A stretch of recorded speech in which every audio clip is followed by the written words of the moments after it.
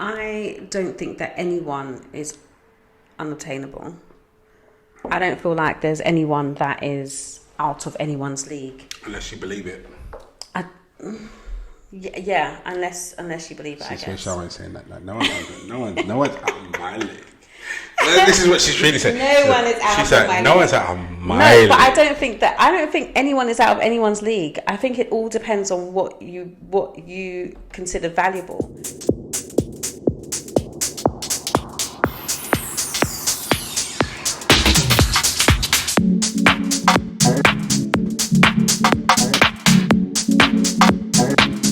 Good morning, good evening, good afternoon, whatever it is, wherever you are. Welcome back to the Couple School Podcast. I'm joined as always by the lady of self-love herself, Charmaine and Andrew. Hello guys, how are we today? This one's over to you. Go on, you read it out for me and I will get started on it. So, dating a 10, is she too bad for him? Are you punching, bruv? This conversation is a conversation. Are you punching? Sorry. This is a conversation that comes up a lot, I think. Mm-hmm. Okay, so do you think that some people, like maybe a female, we're putting it on a female male, with a female being the 10, yeah? That. Why is a female the 10? Because that's what you just said. You said, cool. are you punching bruv? Yeah, I get it. Okay, so the female is a 10 and the man is a 5. That's a deficit. Anyway, go. Does it matter? Do you think that it matters based on their physical attraction? Does it matter that he's a 5 and that she's a 10? Yeah. Really? Yeah. I thought you would say something completely different. No, I think it does. But do you think that someone can be a 5 and some other aspect of them brings them higher up on the scale? I think that someone can be a whatever number and bag a 10. I think a 10's always applicable for you to grab hold of on both sides, from men to women, women to men. I think it's always possible. Keeping hold of the 10 is a different subject, you know, because it opens all sorts of when you're dealing it's one thing wanting someone that is attractive to all. Yeah. One thing wanting someone that's attractive to all. It's a different circumstance living in that world with someone that's attractive to all, because it means everybody's knocking, everybody's attempting, everybody's taking their shot, everyone's trying. And the thing is, and it depends on what your perspective on the 5 is. So that might be your perspective, but really the person's closer to it, whatever it is it may be. But depending on where your self-esteem is, people will make judgments on you when they see the two of you together. Now, certain guys that are in that kind of ballpark where they are attractive, a certain commanding a certain level of attention themselves, are going to take a look at the 10 walking in, the girl walking in, and then seeing the guy walking in alongside her and going, wow, that's what? And they're going to try it. And also they're going to ridicule my man for it. So it's you've got to be ready to deal with what comes with someone that lives in that type of world. It matters. It matters because it doesn't matter necessarily in their circle. So between the two of them, it doesn't matter. But in terms of the rest of the world and how the rest of the world will see or perceive them, and the actions of the rest of the world based on what they see, that matters. Okay. So there's this thing going around in social media. I don't know if you've seen it. Probably not. No, I'm an old man. I don't. But there's this thing going around on social media where they say, she's a 10, but... Yeah. And then they say something. So, like, for instance, there was one where the guy was like, okay, so she's a 10, but she only has sex with you once every 2 weeks. Or she's a 5, but you have sex regularly as much as you want. And which one would you go for? And he was saying, well, he would go for the 5 because, you know, he has a higher sex drive than wants everything. And that would make the 5 higher up on his list. So she wouldn't actually be a 5 because she meets more of his needs than the 10. So the 10 actually drops lower than the 10 because we're talking about the full package. So the outside package might be a 10, but when you put everything together, the 10 then drops down the line. So there's this whole thing on social media at the moment about you being a 10 or you being wherever you are on the scale. But I thought it was really interesting because I remember in my immature days, like, yeah, he's not on your level. He's actually just not on your level. You can't talk to him. Or you'd be in the club. No, I did. It's coming out now. But you'd be in the club and your friend will be like, mm-mm. Or someone come dance behind you and your friend will be like, no, don't do it. Don't do it. And then you would walk away because your friend will tell you that he's an ugly guy, so you don't want to dance with him. So we do kind of look at the fact that somebody is not as attractive as we'd want them to be and judge them based on their physical appearance. But I'm thinking, as being, you know, much more mature, does it actually really matter? And I don't think it does anymore, to me. Sorry, I'm just going down a very visual trip of memory lane in my head, wondering if there's ever a point I can remember where someone went.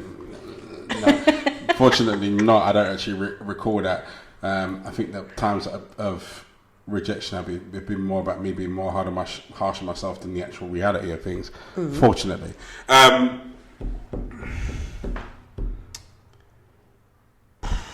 So there's never been a time where you feel like you're punching?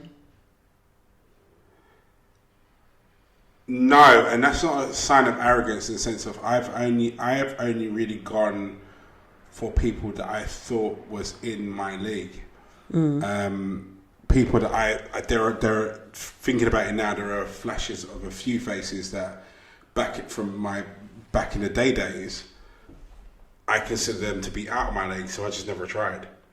You know, I was never one of those guys that would just take a potluck and just go, yeah, let's give it a shot. Nah, I was the guy that had to get eyes agreed from across the dance floor before I even made my way across. So I knew it was a relatively safe path. I was never that guy that took a punt. So yeah, I don't know what that living on that kind of wild side it feels like. But in a society now where everybody is about how they look, like now there's so many options of women that have the body that is supposed to be the most desirable body or the most desirable look, the beauty standard. So there's more people that are 10s on the outside. So that's why I don't believe anymore about this whole you're punching above your weight, because I feel like everybody and anyone can have the desired look. I actually don't think there's anyone that cannot. I mean, I've seen some of the makeup transformations. There is absolutely Transformers, nobody. Decepticons. I'm sorry, Decepticons. I've seen some of these makeup transformations, and I'm like, that's a whole new person. It's not even like that's a whole new world. Like that went from night to day. Like he went from being someone that I thought probably lived underground, and then being someone that is scary. But I think, okay, in terms of this whole 10 subject, for me, it's about what you're after. So if you're just after someone to sleep with for the night, then I suppose your 10 is a superficial 10. It's just based on the outside carriage of what you see, because it's just lust that's driving this whole search factor, and that's it. If we're talking something a little bit deeper and we're talking about someone that you're looking to engage with, then your scale, if that's what you're marking someone out of, and it's just on their looks, then there's no wonder why you've got problems, because it's nothing to build something on. Like when you're using back the example of the guy that's going right, well, she's a 10 by looks, this girl, and then the other girl's a 5 looks wise, but she fulfills the sexual quota for what you'd expect within a relationship for him, and that elevates her and adds her number up. Like all of that maths that these people are doing, it all boils down to what you're looking for. If you're looking for someone that's going to be a partner, then how you're judging them if you're going to be doing that or assessing the viability's sake, it needs to be based on what it is that you're ultimately looking to get out of it. Like, yeah, there are some girls out there, yeah, you know what, they're obsessed with that duck mouth thing at the moment. I can't stand it. But like, you take a look at these girls that are stepping out like Love Island, and they're all the same. Yeah, because that's the beauty standard. But I don't actually think it's that attractive. Yeah, but it must be attractive. This is the thing as well. Like I hear a lot of people talking about, oh, I want a woman that's got a natural body. I don't want no BBL women and whatever. But yet they go for women with that body type. They go with women pushing it in their face. Yeah, but that's what they're going for, because they believe for some that somehow has some form of weight or value. Okay, let me ask this: is that who they settle with? Well, no. I guess not. No, it's not. But that's irrelevant, though. It's not really. I feel like I don't know, because it depends. It depends on the question. Because if the question is, who do I seek to sleep with? Yeah. Then I will completely agree. The duck-billed mouth girl wins, because there's too many of you for a start. Yeah. And then also on top of that, like, it's what the media's portrayed as being beautiful. Sexy, not beautiful. Sexy. But then if you take a look at it, most of these girls are single. Mm-hmm. And rhetorically single. So their relationships last to a certain point and they expire. And because what everyone's actually looking for when they're settling it for mm-hmm. is the natural beauty, not the necessarily enhanced. Yeah. I think also I feel like we're getting confused. Society generally is getting confused about sexiness attracting men for relationships, for attention, and for money. Mm-hmm. And the way you look is very much dictates how much you make in this online. Dictates how much you make online. The way you look dictates how much attention you get, and the way you look gets men interested or wanting to sleep with you, whether they make out that they do or not. That's what it is. It attracts attention through money and sex, and men are allowing women to feel like that's what they should look like because it's sexy. But then they say that they want a 10, they get the 10, and then they don't settle down with the 10. Is it really just men? Because I think it's past men now. I think it's the masses. Women are looking on social media just as much as guys do, and they're looking at what other women have got and what have you. And I think this whole repetition of, as I said, the duck mouth and the what's it, Brazilian butt lift, whatever it is, that and the fake tits and all of it. It's in their face so much now that women are now aspiring to look like other women they think are sexy, mm-hmm. and it's taken a whole new scheme. I think it might have been endorsed by men to begin with, but I think it's taken a life of its own now, and women I agree with that. They go in with what they think is sexy, and because what they think gets the most attention. And also because now they are now the majority. So the majority of women that you bump into in a club, certainly the ones that I see on the TV, they've all had some sort of surgical invasion somewhere. They've all had something augmented, changed, implanted, whatever. So now for a guy looking at it, when you're looking at your options of who to go and date or to sleep with or to see or to what have you, now, ironically, the rarity is the girl that isn't augmented, the girl that hasn't had things done, the girl that's the natural beauty is now the rarity. So these guys are picking the norm that they're picking from, the normal catalogue that they're picking from is the girl that's had lips done, tits done, arse done, something done. And the rarity is the girl that's So basically those girls are considered to be the 10s, right? So that means that a guy's not punching then. Or he is punching.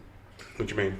So, like, if we're talking about the masses now have this same look that falls into this beauty standard of being a 10, and a guy that might date one of those girls, then is he really punching?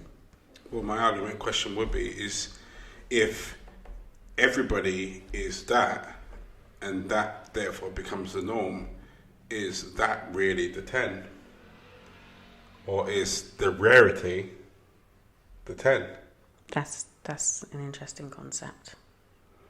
If the norm, like a 10, someone that's at the peak, is to me, the rarity is it's the unknown, it's the element that's elusive, it's the one that you can't find every day. Yeah.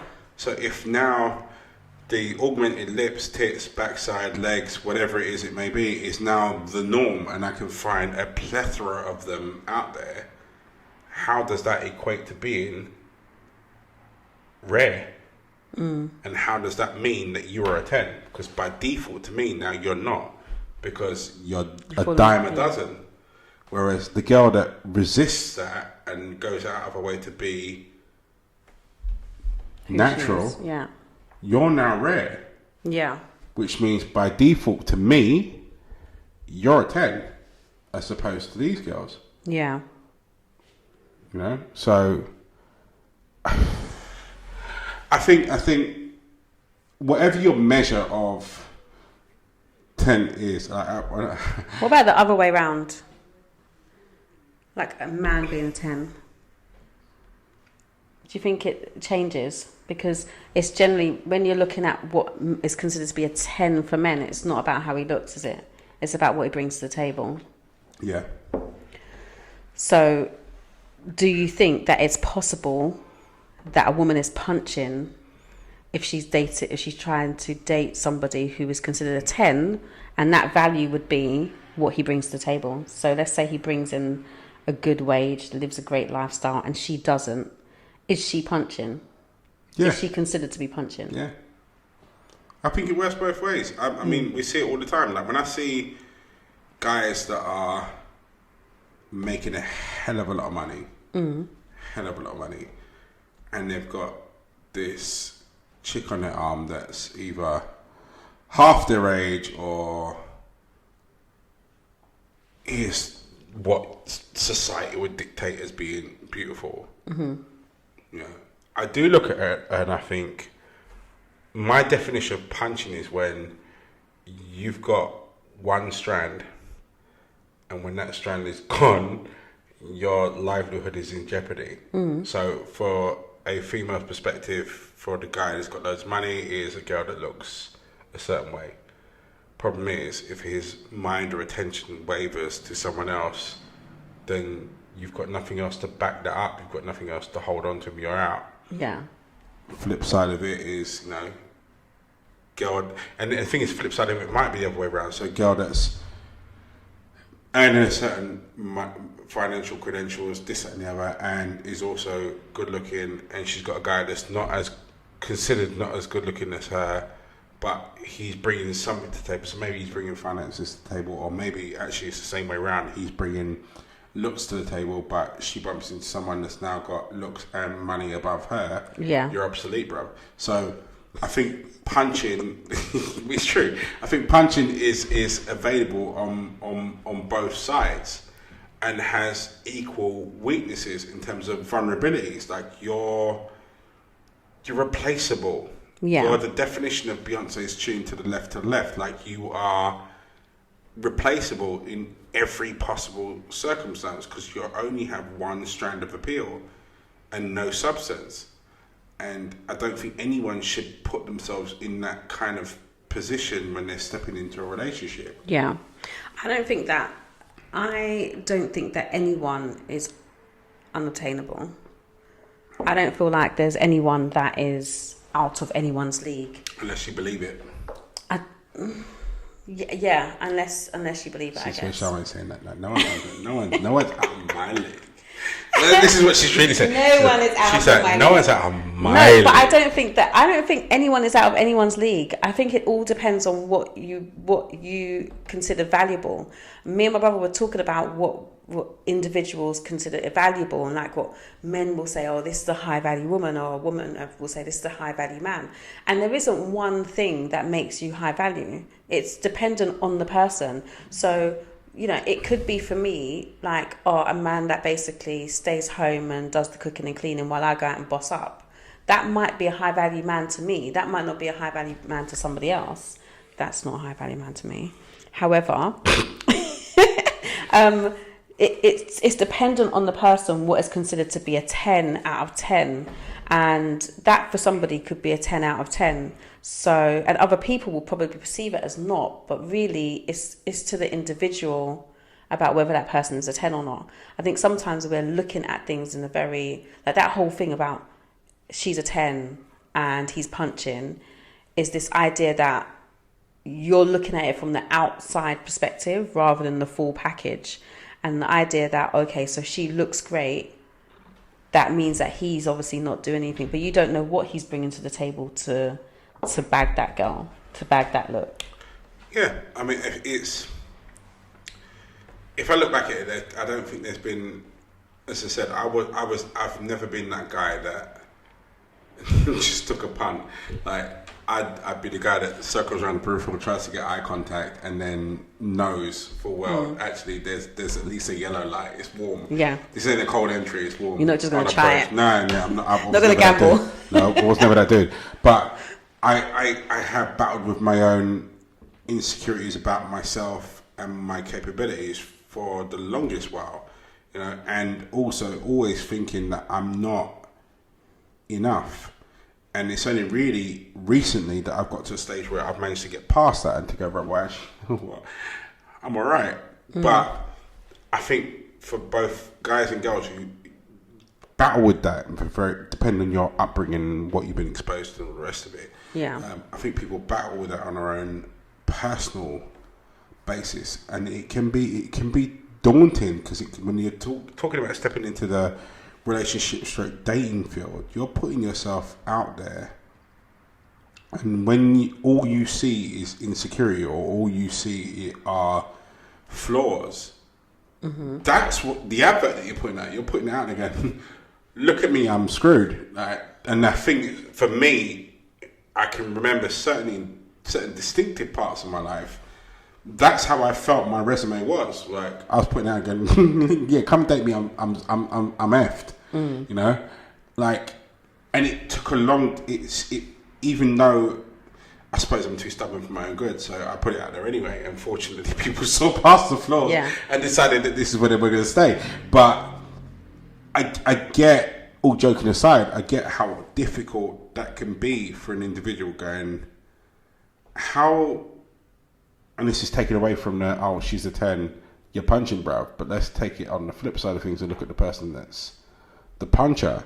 You know, I get how lonely that can feel because you're like, well, who would want me? Yeah. And I think what people need to really remember when you're, if you feel that you're in that phase, is that, you know, it's down to perspective, and you've got so much more going for you than you actually are aware of or that you believe. And there is someone that's going to look at you and go, oh my days, I'm punching. Yeah. You're looking at yourself based on what you perceive to be flaws. But the things that you perceive to be flaws, actually, for some people, are praise points. They're things that are looking again, oh my God, I can't believe someone could have done that, or someone could be that, or you could have that way of thinking, or you could look at things in that direction. Like, you could be like, you might look at these things as being your flaws, but actually to some other people, they're the answers to their very prayers. Yeah. And I say that sincerely for anyone that's maybe watching this and thinking, oh my God, like, I don't think I could ever be insert appropriate word here for insert appropriate name here for whatever person it is that you're crushing on, or whatever it is it may be. You know, insecurities are down to perspective. Actually, in realness, they don't actually exist. Yeah. Because they're based on whoever it is that's voicing them. They're based on your personal belief about yourself. They're not by any means a presumption or a prediction on what the person you're thinking about or looking at is thinking. And trust me, from someone that's gone through it themselves, like 9 times out of 10 I've worked out and come to the end of it and spoke to said person, then well, I never thought that. Like, I never thought that at all. Like, so the bit that I was beefing with myself about, going over and over and over again, you're not this, you're not that, but actually it never even entered their mind in the first place. It was all me. So inevitably I thought myself out of potential happiness or what have you, because I never thought that person would look at me or consider me in that particular light. But that's what insecurity is, isn't it? Yeah. It's an internal thing. It's not an external thing. I mean, it can be pushed and encouraged by external things, but generally it's an internal thought process or belief system that's not based necessarily on truth. No, or actually based on anything. Yeah. Other than your past. Yeah, or experiences, negative experiences. Yeah. Your past, your experiences, and the values or beliefs that you've extracted from those situations that you're now thinking are a rule, when actually they're just an opinion. Yeah. Just an opinion. Anyway, that's us out for this week. We're out of time. So, if you haven't subscribed already, subscribe. It's here. And certainly push the bell. It's up there. It helps with the infamous algorithm. Don't forget to join us for Couple School After School every Tuesday, 8:30, Instagram Live. Come and disagree with Charmaine. That's the hashtag I'm putting across with it. Or at least just come and share your experiences. I do really, really, really, really enjoy the Couple School After Schools. I'm not going to lie. I do. It's my little favourite part of the week. Where we get to interact with you guys, and you guys get to come along and share your experiences, your thoughts, your feelings, your expressions, whatever it may be. And bring it live, and the conversation is there. As I said, don't forget hashtag Charmaine's in control. I'm going to call it that. Oh my Charmaine's gosh! in control. So that's my petition for Charmaine to run after school and host it always. You do such a good job. Better with the buttons than I am. I'm a dinosaur. Come on, and you're just using it as an excuse. I am a dinosaur. I'm too old. I'm older than you. Shut up. Don't understand how to push the buttons.